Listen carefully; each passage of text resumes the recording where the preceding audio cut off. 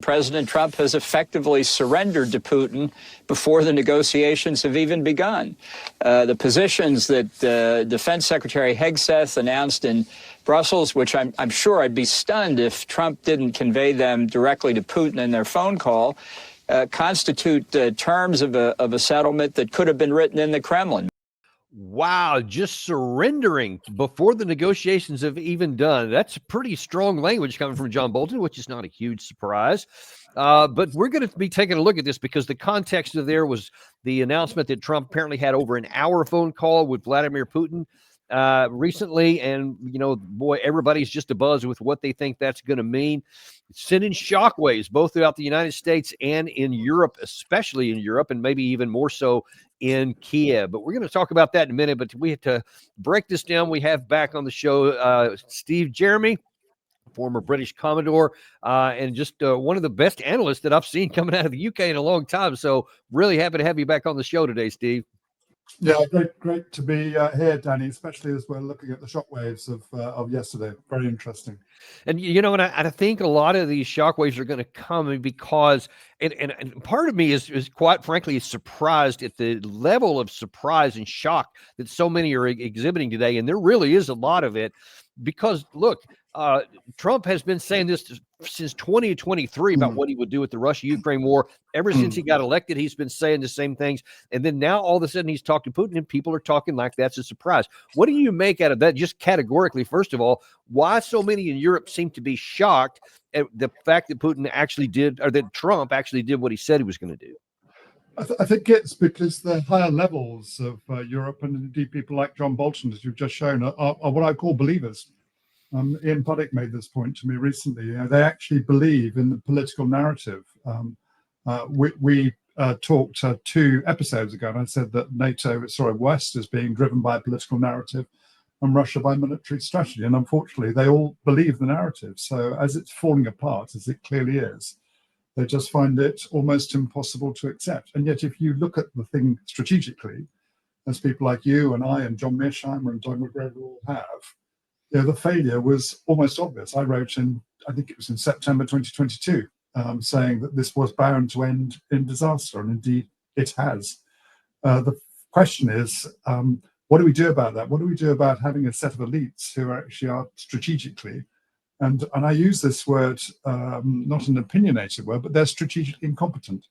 And I use that word because it's there in the evidence. We've now lost in Afghanistan, Iraq, Libya, Syria, and now Ukraine. I mean, people will say Syria is a success, but it doesn't look like it to me.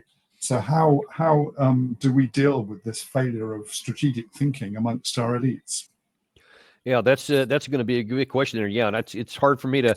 A lot of people are claiming success in Syria just because Bashar al-Assad fell, but like we saw with Libya, as you mentioned, they're just getting rid of a dictator, or Saddam Hussein doesn't exactly mean you're going to get a good outcome. In fact, it usually means the opposite, and still remains to be seen how this one's going to play out. But it's way too early to call a victory on that one. But it's not too early to call a failure of strategic thought on what's going on now.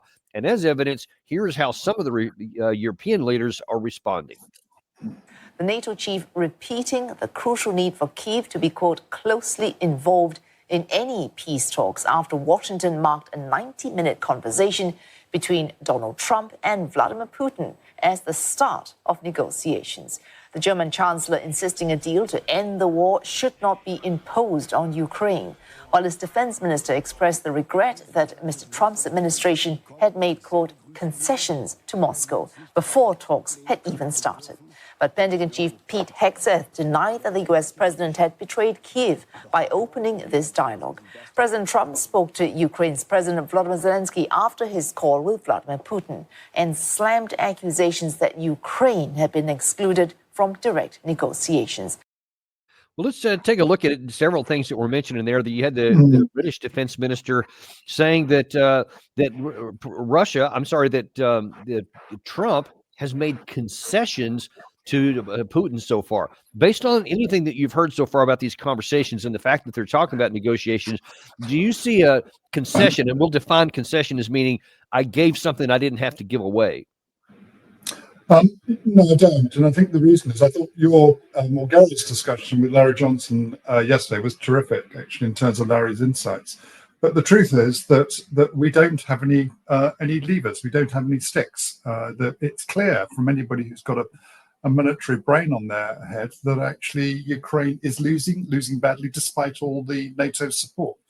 So the fact is that this war is lost, and we're now in a much clearer situation thanks to a very clear statement, it seems to me, by Hegseth. What we're in is a situation where we know that the Americans are withdrawing from it. And my suspicion is that the way that that this will now play out is that although people talk about an imposed peace upon Ukraine, I think the way that it will play out is that the Americans will say, well, this is as good as we're going to get. And if you don't like it, well, we'll walk it away and leave it to you and the Europeans to sort out with Russia.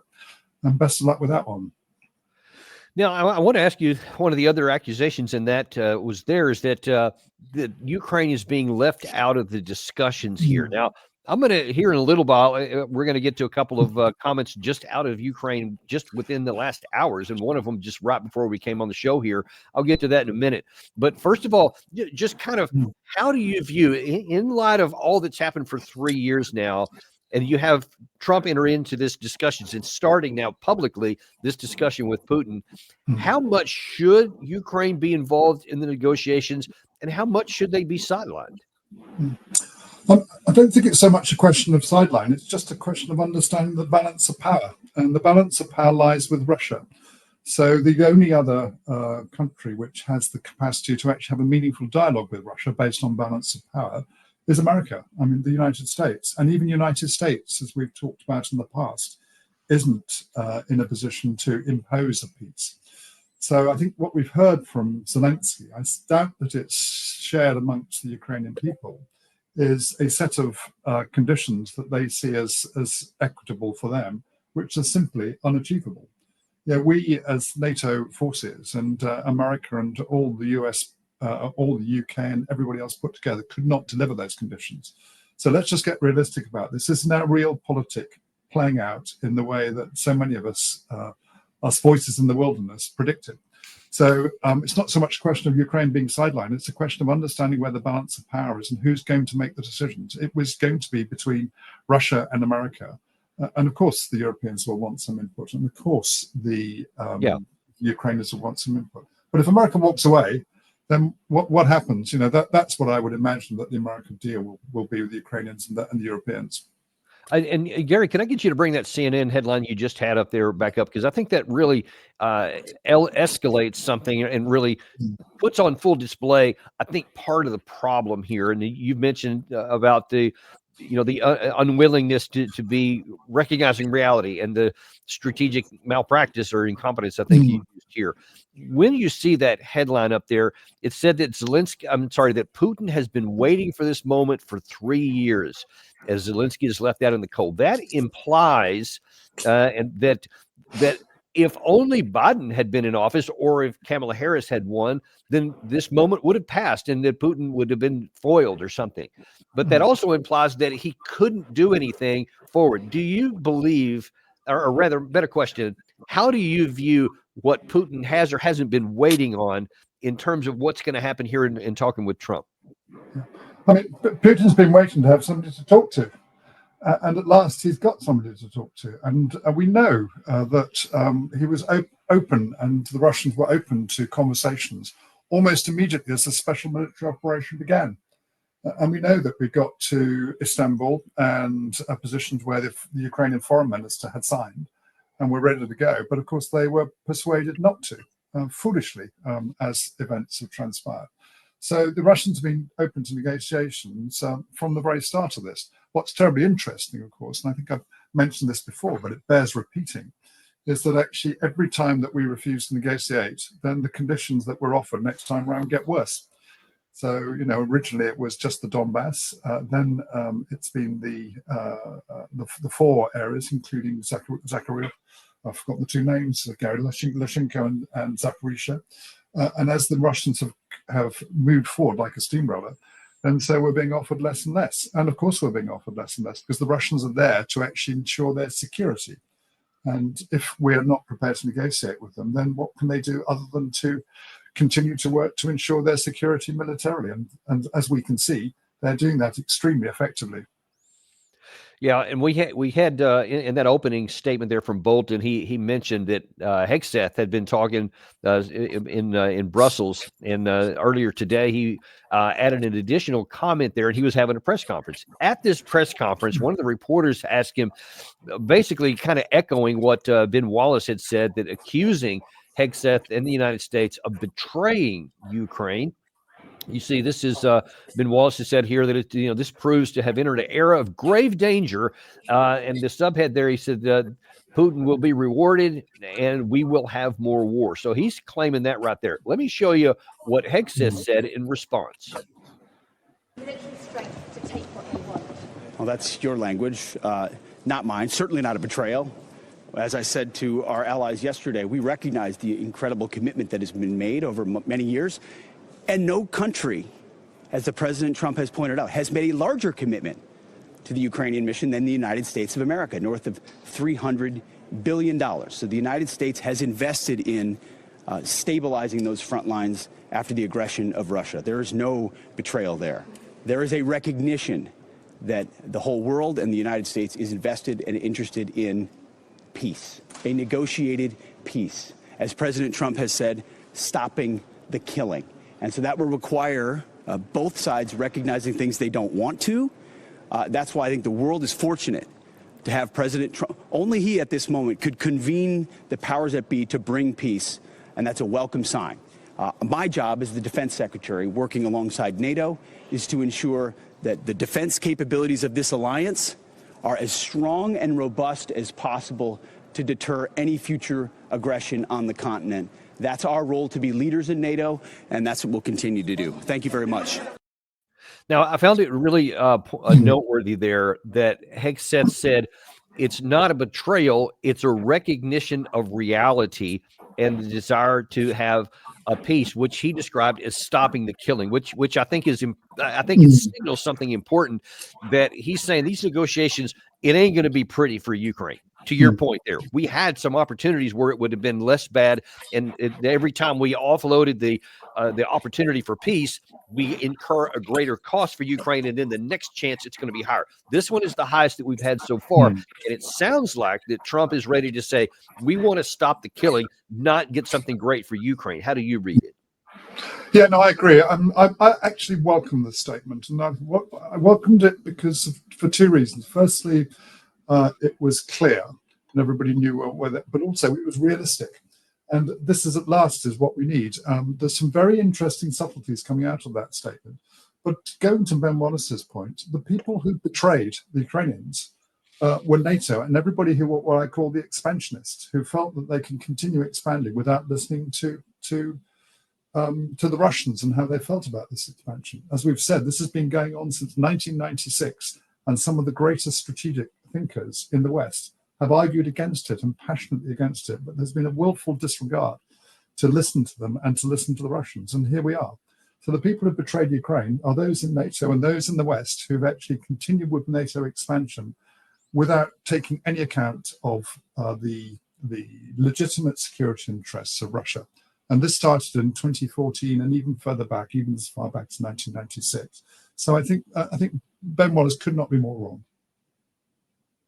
And indeed, there are many others who, like you said, have been kind of the voice in the wilderness, have been saying this and have been drowned, however, in the sea of those who are saying the opposite. It was saying things that John Bolton has been saying, for example, and some of the German leaders have been saying it.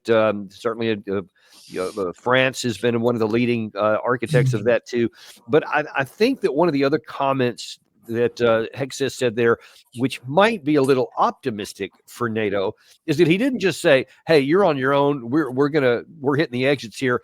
He emphasized that, listen, I'm here right now to work on strengthening NATO deterrence and improving our own our own collective security capabilities. Is that something that Europe can maybe say, okay, it's not all bad? How do they view that? I think I'm cautious about that, because essentially what we're talking about is getting into an arms race with Russia, a confrontational arms race with Russia, pretty much along the lines of the Cold War. I'm not saying that what I'm about to say is going to be easy, but I think we ought to be thinking about how we talk to Russia we, the Europeans, talk to Russia, and how we do that in the start of a collaborative way.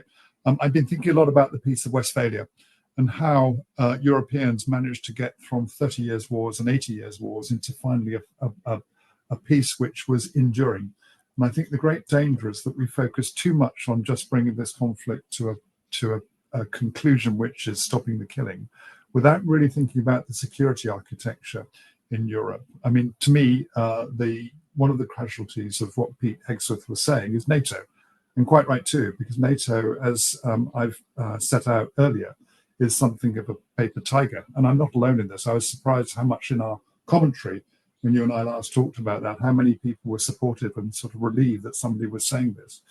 I think the thing that we haven't talked about enough is the OSCE, the Organization for Security and Cooperation in Europe, and whether that might be the vehicle for actually getting into a dialogue with Russia in a way where we look at the security architecture with a long-term view.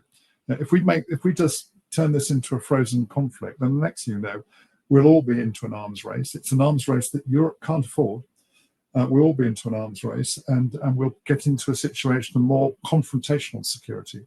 I've said this before, NATO is said to work on collective security, but it's actually confrontational security. And we need to work out how we can start to talk to Russia and work in a way which is collective thinking, collaborative thinking. Not easy, but it's got to start. Well, and let's take a look at that. So let's now say that however it happens, we're on the other side of the end of the Russia-Ukraine war, whether they end up basically taking by force all that they want and then just declaring that here's the new lines, or whether it's something negotiated with. But from that point, you're going to have a lot of hurt feelings on the European side.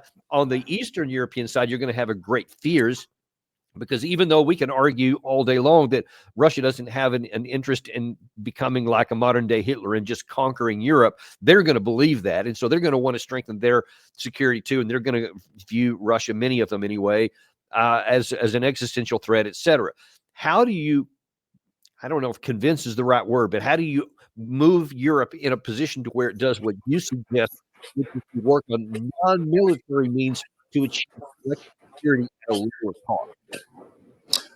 I think here again we have to work out a little bit more than just bringing the conflict to a close. Not that that's not a good thing. Of course, we want to bring it to a close and stop this wholly unnecessary killing. But I think we have to include the Europeans in this and the Ukrainians in this, of course.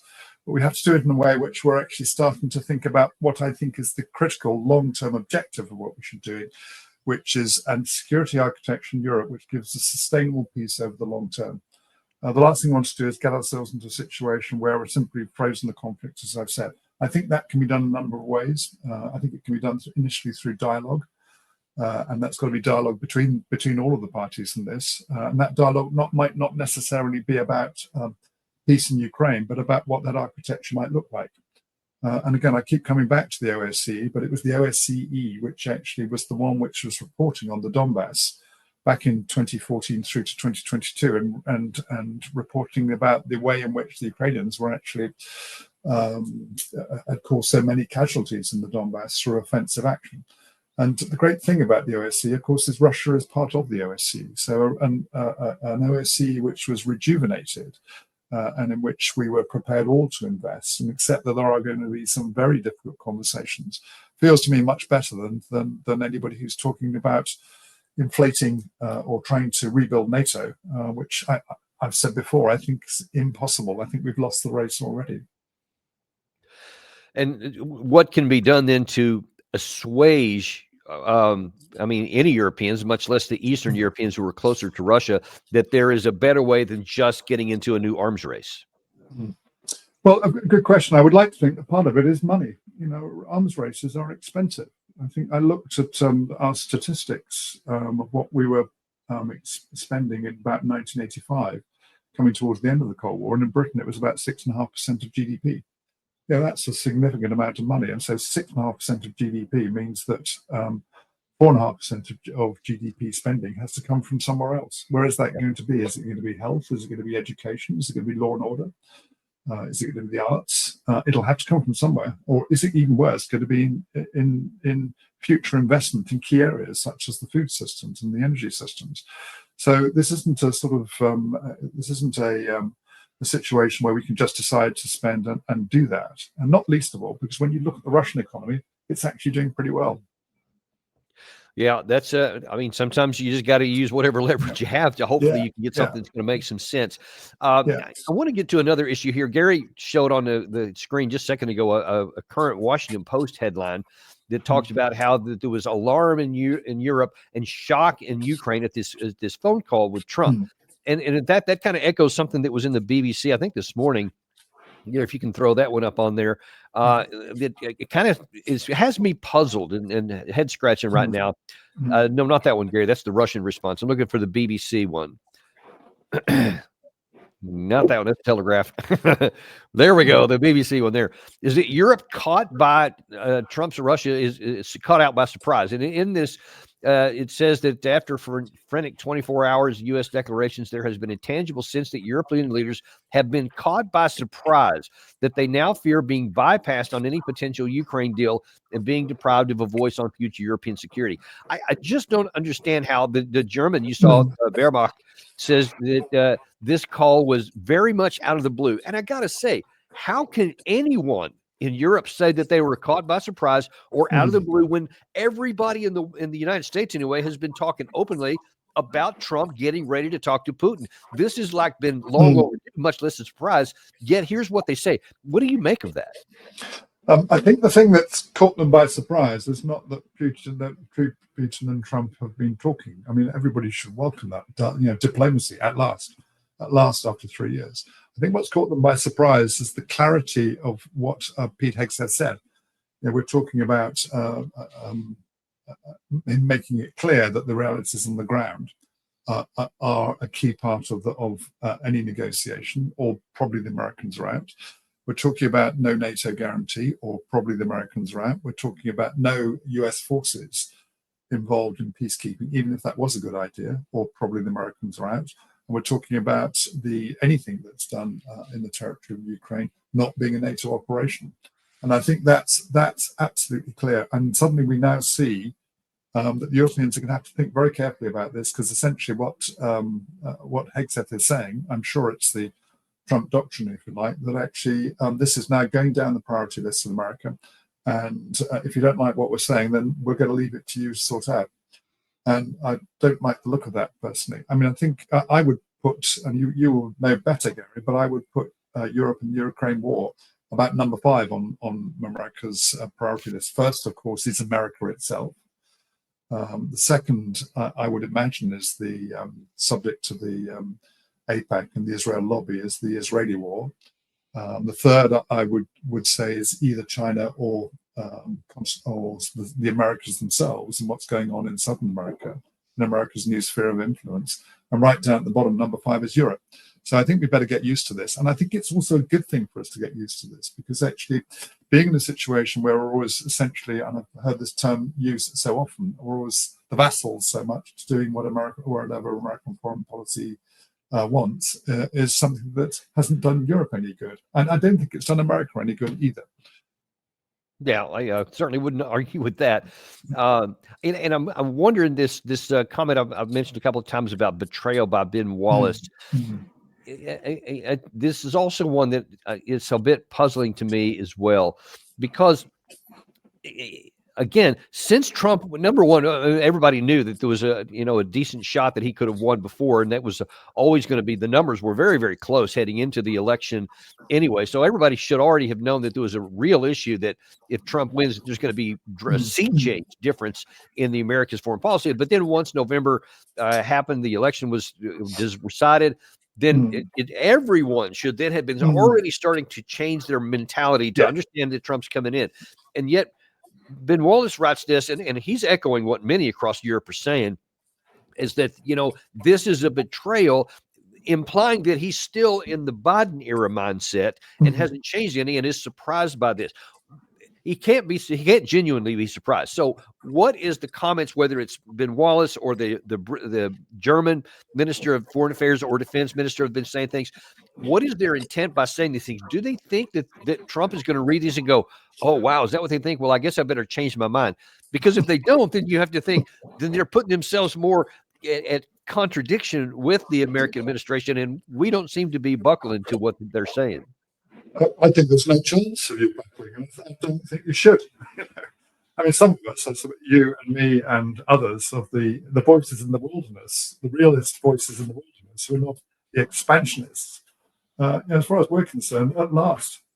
So I think, I come back to this point. This isn't a betrayal. The betrayal happened when we expanded NATO without taking any account of Russia's legitimate security interest. And the people who've really been betrayed is the Ukrainian people. I mean, Zelensky, I think, betrayed them as well, but they've been betrayed to the cost of 1 million plus killed in action. So I don't get that at all, and there's no evidence for it. I'm sure if John Mearsheimer here, he would use his phrase, which I love so much, that to say that they've been betrayed is not a serious argument.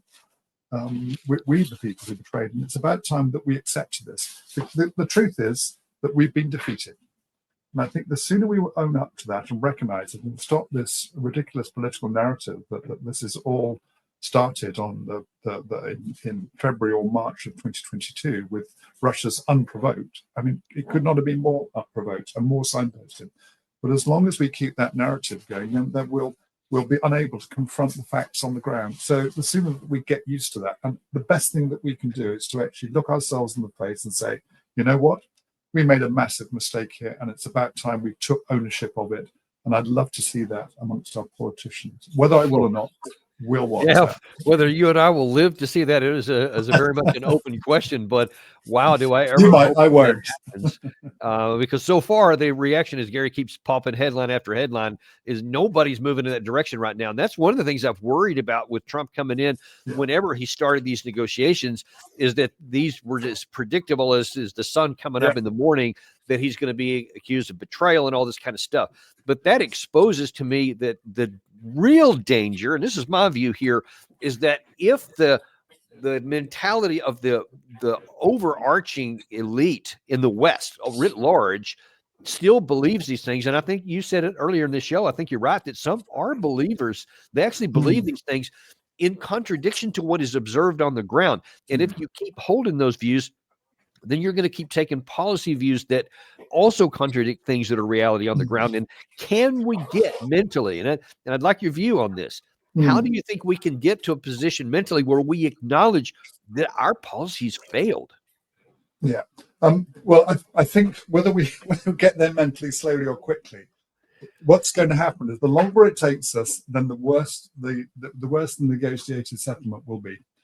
I've sort of started to clear my mind, I think, on places like Odessa, because I think that the way that this is now going to play out, I couldn't make my mind up what was going to happen, but I think this is going to play out as the Russians will keep moving. You know, it's like a steamroller. It's going to keep moving. The whole Russian force, they're well configured so to do. As far as people like you and I and Doug McGregor and Larry Johnson and all, you know, we can see that the Ukrainian army is collapsing. They must be collapsing if they're having to press gang people in. You know, that goes back to the sort of 18th century in this country when we were last press ganging people. Well, now, actually, let me just interrupt you for a second. Yeah, I want to go down that path there, even before we finish the rest of that thought there. Let's look at the Ukrainian army situation here. Put yourself as best you can in the minds of the Ukrainian fighters when they know that they're being asked to hold territory in the Kursk region, to continue to fight in the whole of the Eastern Front, knowing that the conversations are just about how is this war going to end, and it wants to be ended quick by the Trump administration. How eager are you going to be to continue to follow orders to attack into Russia like they did in the Kursk area recently, or even to maintain local counterattacks and fight hard to risk your life in the Eastern Front when you know the war is already over? How does that affect our armed force? It must have a massive effect on them, mustn't it? I think there will be, amongst the armed forces, there will be believers. But eventually you get to the stage where the army loses its sense of purpose, because people begin to realize what's actually going on. And of course, with modern communications, that's increasingly so. Curiously enough, I was at a dinner I think it must have been about 18 months ago, Danny, with teams from a British staff college, which included internationals, one of whom was Ukrainian. And he did ask me what I thought, and I was fairly clear with him. And I could tell from his eyes that he sort of thought I was right. And that must be so difficult, you know, being pushed into a front line, knowing that your chances of success are slim, and the chances of living are slim. but also that the purpose for which you're fighting is a lost purpose.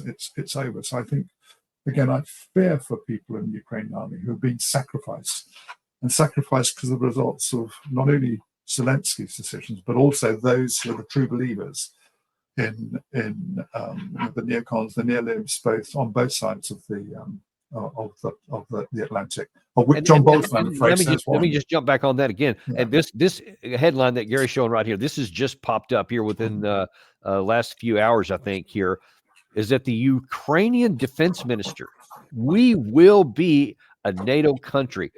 I just got to say, if you're one of the guys who's fighting under this guy's leadership, you hear him say that when you just heard Hegseth like 12, 13 hours ago say you're not going to be in NATO, and there's not only no, but a hell no, and you see him say this. How do you reconcile those two statements? It's a sort of almost a paranoid delusion, isn't it? I mean, they won't be a NATO. The only way that Ukraine would be in NATO is if America said, okay, we've had enough of this, we are now pulling out of NATO. And at that stage, NATO's over. So NATO, they will never be in, as long as the Americans are taking the view that they won't be in NATO, then what cards have they got to change Trump's mind, to change Hegseth's mind? They've got none whatsoever. So they won't be in NATO. Again, I think, unfortunately, you've got a set of believers who cannot see the facts on the ground, not prepared to be realistic in their thinking. Now, I think one of the, one of the reasons why some in Ukraine have continued to harbor these delusions is because they have been fed for years on friendly voices that tell them what they want to hear. I'm going to show you just two of them here, and then we're going to talk about what kind of impact that's going to have now that Trump is on the scene here and has started the conversation publicly with Putin. First of all, I want to go back all the way to 2022 when Jens Stoltenberg, then the Secretary General of NATO, went on with Christian Amanpour and said flatly, Ukraine's going to win the war. Can I ask you whether you agree with the former Minister of Defense of Ukraine, who wrote an article just recently in Foreign Affairs? I mean, it's really interesting. He says, to win, Ukraine doesn't need a miracle. It just needs the West to increase its supply of sophisticated weaponry. Putin may respond by calling up additional soldiers, but poorly motivated forces can only delay a well-equipped Ukraine's eventual triumph. Do you agree with that? I agree that Ukraine can win this war. And what we have seen over the last weeks is that the Ukrainian forces have made significant gains, been able to retake, to liberate territory. And of course, these victories belongs to the brave Ukrainian soldiers. Now, I argue, and did at the time, that even though Ukraine did have two successes, is that they were in part largely because of mistakes that the Russians had made, but they were making corrections, and all of the evidence showed that this behemoth of Russia was eventually going to recover, as it had done many times in history, where they had huge errors operationally, and then they recovered strategically and ended up winning. And all the evidence was on the table then. But yet, for Jens Stoltenberg to say he agreed with the Ukrainian or former Ukrainian Minister of Defense that they're going to win needs this narrative, and they want to keep fighting. As best you can recall, what were your thoughts back in October 2022 when such statements were made? I mean, but by that stage, I'd already sort of, I think, published that first article in Naval Review, and I'd sort of worked out that I thought they would lose, and it seemed obvious to me that they would lose. They were a small country next to a large country. The large country has lines to its key logistics and forces, which are inward lines. It's not supported. It's got a unified force. It's got a unified capacity. And a small country, which is essentially a smallish country, and it's a large country in European terms, but actually which is supported by a NATO and a very sort of diverse set of forces. And of course, what we saw is that coming true. I think what the most important takeaway from listening to Jens Stoltenberg, it shows you how careful you've got to be in picking your leaders. Because if you pick incompetence, and I'm afraid to say that it's clear from what's happened and what's shown out that his view was not one of a competent leader of NATO, because we've lost. So I think that strategy is absolutely clear. To have a good strategy, it needs to be effective, efficient, and enduring. We've lost those on all three counts. So getting your leaders right really matters. And it matters at the military level as well. I very much doubt he had good military advice, because otherwise he would have said something different. And if he did, we have a saying in the U.S. Army that personnel is policy. To echo what you just said there, and that's important. I guess it also, don't want to say anything bad about any of your countrymen, but one of your former leaders, Boris Johnson, might not be very high on the list of good leaders in wartime anyway.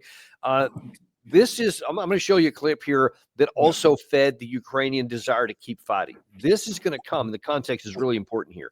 This is in May of 2022, and he's going to have addressed the Ukrainian parliament with his president and his presence. And this is coming just after the West punted on the opportunity to have a negotiated settlement that would have ended the war in Istanbul the previous month. And so now then that they're continuing to fight, here trying to be his best Churchill is Boris Johnson. And in this moment of uncertainty and continuing fear and doubt about the future, I have one message for you today. Ukraine will win.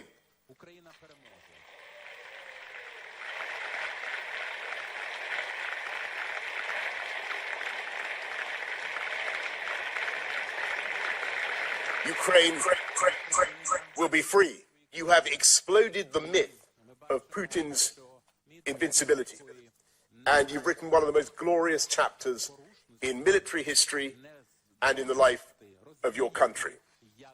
The so-called irresistible force of Putin's war machine has broken on the immovable object of Ukrainian patriotism and love of country. Yeah, but it hadn't broken on anything. Russia had made some tactical errors.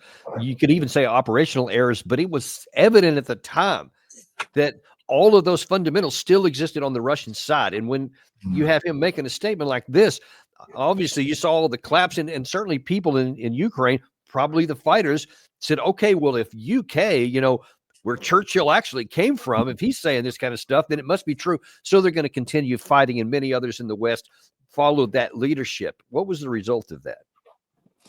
I mean, the result was reflected in the casualty rates, and the figures that I find most persuasive is around about 1 million Ukrainians killed in action. I mean, history is going to treat Boris Johnson very badly, and I'm afraid to say with good reason. What's clear to me is that we had not done the strategic analysis in the West and the strategy making in the West, because had we done it, we would have thought a lot more clearly about what was actually likely to go on the ground. We had assumed and made assumptions which have been proven to be wrong. And because of those assumptions, we're now led ourselves down the path of, as I said before, a political narrative to guide our operations. Had we done the strategic analysis properly in the first place, we probably would never have got into this war in the first place, because it would have shown us, if we'd had sort of people like Rand doing the analysis and actually doing wargaming, if we'd done that, we'd have shown that we were unlikely to win. So I'm afraid to say that actually, I think what he said at the end was completely the reverse of what actually happened. It's the immovable object of a Russian nation which has a warfighting record, which includes the defeat of one of the best armies man-to-man in the world in Germany in 1945. And they may have made some mistakes, of course we all do. But the truth is that they actually had a very clear strategy from the start. There was a strategic withdrawals to actually get to a position where they created, I think it was the General Serenovov, I think was the one who created the line on which Ukraine squandered not one, but two, and arguably three armies. Sorry, that's my daughter ringing up, sorry. One, but two or three armies. And with those armies, essentially that broke the back of the Ukrainian military. So demilitarization is just about complete. So again, it's all due to a lack of strategic thinking. And I think it was a point that John Mearsheimer made to you recently. He and I and others can't understand this complete lack of strategic thinking capacity within our elites. It's a real failure of our elites, and we're now 5 defeats in with no obvious sense of people recognizing it yet. Well, and certainly there's one other headline here I want to show you, that the Ukraine Minister of Defense apparently still is with a lot of the voices in Europe that are voicing such disdain and still want Trump to go down the path that they had started. And all these other leaders, like Joe Biden and like Secretary of Defense Lloyd Austin before him, that Ukraine's going to win and we're going to keep giving them stuff forever, et cetera. They want them to do that. And then now you see here, Umarov was saying that the U.S. is going to continue to provide help to Ukraine. And then he even said that NATO is going to continue, and actually going to accelerate its defense with them. They're going to continue going in and helping even more. And again, this is just hours ago. This is very fresh. Even after all the news is spread out that Trump is talking to Putin, that he's going to try to find a way to end this war very quickly at terms that Ukraine's not going to like. They're just oblivious to it and still saying, like the headline he showed a minute ago, that Ukraine is going to be in NATO and that NATO is picking up more of its security for Ukraine right now. I don't see any evidence that NATO, absent the United States, is going to cross Trump and say, all right, well, then we're going to, help you. Because if you don't send NATO troops in, what are you going to do that's any different than's been done for 3 years? Yeah, no, I agree, Danny. I think that I have a strong sense that there'll be a number of casualties in this war. The reputations of Boris Johnson, of Joe Biden, of Antony Blinken, of Stoltenberg, and probably of von der Leyen will be casualties. All will be treated badly by history. But NATO, I think, will be a casualty as well. It's possible that the European Union could be a casualty because in the way that the war has, the sanctions of the war have damaged things. But I think that we've got to realize that when people talk about things like security guarantees, what value a security guarantee from NATO without America on board? I mean, we already know that with our best efforts that Russia has still won. So if NATO isn't on board, then it's even less value. So with a security guarantee, it's worthless, frankly. I think what we should be talking about is how a ceasefire is managed before we can get into some more complex negotiations, about broader negotiations along the sort of Peace of Westphalia lines. And in that situation, I can imagine that we start to use some of the language that I'm sure Scott Ritter would use. So we might want to have people on the ground, but the idea is peace is trust and verify. We need to make sure, the Russians will want to be sure that Ukraine during any ceasefire is not being rearmed. And I think there are other things that we could do which actually would have a positive impact. For example, wouldn't it be terrific if we could look at all of the nuclear treaties that we unilaterally withdrew from and say to the Russia, perhaps we should get back into those and start again to have that sort of collaborative dialogue rather than one which is confrontational. At the moment, NATO and Ukraine feel a bit like that Monty Python scheme, where you've got the knight having had all 4 arms. Right, yeah, I remember that, yeah. Saying they're just flesh wounds. Flesh wounds. Right. I remember that well. Let's very work, sad let's that analogy works. Yeah. I mean, listen, in the last few minutes that we have here, you mentioned the piece that you wrote in I think the autumn of 2022, where you said it doesn't matter these local wins here. The fact is that Ukraine can't win this war, et cetera. What is your assessment right now if Trump is not successful in getting this? Yeah, that's the one. What if he's not successful in getting the negotiated settlement over quickly, and the pressures from Europe get to him, and he continues to support and just goes on with the status quo? What is the chance that Russia gains a military victory, and what might that look like? I think the chances are high that Russia will maintain a military victory. I think they have a strategy, and I think that the way that I see it playing out is that actually Putin's last offer was the 4 Crimea and the 4 eastern oblasts. I think they'll just keep going, and I think they'll keep going. And every time that we, which means NATO and the Europeans, less so the Americans, because the Americans' position is now clear. Every time we refuse to accept the Russian conditions, they'll just they'll keep moving. It's like a steamroller. And there's nothing that NATO, without Russian support, can do that's going to make a material difference to it. But I also think, Danny, this is a political view. I think the chances of Trump not proceeding this way are very, very slim indeed.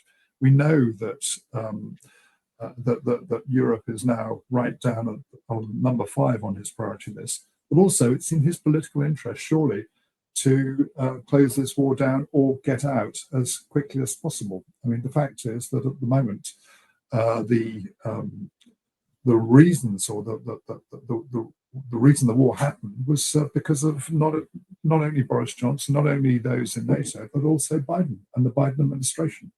And so it's what better way to actually extract yourself than to blame it quite rightly on the Biden administration and extract it. Any tactic betrayal is really to do with an administration which pursued a war with objectives which were unachievable, with no clear strategy, and now it's failed. So if I were Trump, I would get out as soon as possible. And if the Europeans don't like it, I'd say over to you then. Right. And by all accounts, that's exactly what's going on right now. There's some really important meetings going on that will be going on in Munich at the Munich Security Conference tomorrow. And a number of senior U.S. officials from the vice president on down are there. And they will be beginning conversations here pretty quick. So I suspect, and apparently one of those is going to be between the vice president Vance and Zelensky, where I suspect some of these things will be told that, listen, like it or not, here's the deal, and you can either accept it or we're going to bypass you. I think that's some version of that is going to happen. I guess we'll have to wait and see what comes out in the press, but we'll certainly find out soon enough. I mean, that gives me, I mean, the fact that J.D. Vance is in that conversation gives me huge a feeling of optimism in terms of that conversation, because I've been listening to him for 9 to 12 months now, and he's the one of the few voices in either of the houses who I really heard a sense of what was going on. He's got military background, and he's extremely clever, and he's a very great realist as well, as far as I can say. And we need realistic thinking at the moment. So the fact that he's in that conversation fills me with hope that Zelensky and Ukrainians will be made to understand the situation on the ground, and that they don't have America at their back. And there are good reasons why they don't have America at their back. So we can perhaps get to a negotiated peace quicker rather than slower. And, you know, the irony is that Trump doing what is going to make Europeans mad and what's going to make many in the United States mad is also the thing that can have the best chance to stop the Ukrainian deaths and to end this killing and to save whatever can be saved. That, I think, again, history will say it's about time and why did they wait this long? But I think they'll forget about some of these comments that others are making. Yeah. I mean, if these were European bodies that were coming back into European capitals and European funerals in European graves, it will be a different story. Because essentially the Europeans and people like Ben Wallace are wanting to keep this fight going, and they're very happy to, as others have said, to fight to the last Ukrainian. But if these were European bodies, it would be a completely different situation. That is and I such a think great point. the Europeans need to recognize as well that this isn't, I mean, the Ukrainians have lost, we think, somewhere like 1 million people. But the Russians have lost 100,000 people. It's that sort of figure. You know, that's double what America lost in Vietnam. Right. And so the idea that they're just going to say, yeah, that's fine, we've only lost 100,000 people. I mean, it's fantasy. You know, it's what the U.S. lost in World War I, in the entirety of World War I. So that's, but gosh, the Ukrainian losses are just shocking. It's horrendous. It's horrendous. And it was all avoidable. It was all avoidable. I sort of distinguish now. I've got an article which I'm working on at the moment, which is about a sustainable peace. And I'm distinguishing between the ideologues, who I call the expansionists, and the realists, who are people like you and I, and the Russians, and indeed the rest of the world apart from the West. I think one of the other casualties, Danny, is going to be the Western consensus on how we've been operating together. And I think that's a good thing. We'll perhaps at last be able to look ourselves in the face and saying we've been doing some very bad things around the world without really thinking about it, based on hubris. Well, I certainly hope that happens for everybody's sake and for the advancement of peace really across the European continent. I hope that happens very soon. We'll be very eager to see your future work there, and would love to have you back on to talk about that. Yeah, it's been my pleasure, Daniel. Thanks again for all you do. It's invaluable. And thank you, too. We really appreciate your views, and we appreciate you guys, too. Thank you very much for joining us today. Be sure and like and subscribe if you haven't on your way out. That means a lot more to our channel than you may think, and it helps us expand this mission here, because we remain unintimidated and uncompromised to make sure we bring everybody the truth, even if they don't want to hear it, because that's what you need to make sense of your world. And we'll keep doing that here on Daniel Davis Deep Dive. See you on the next episode.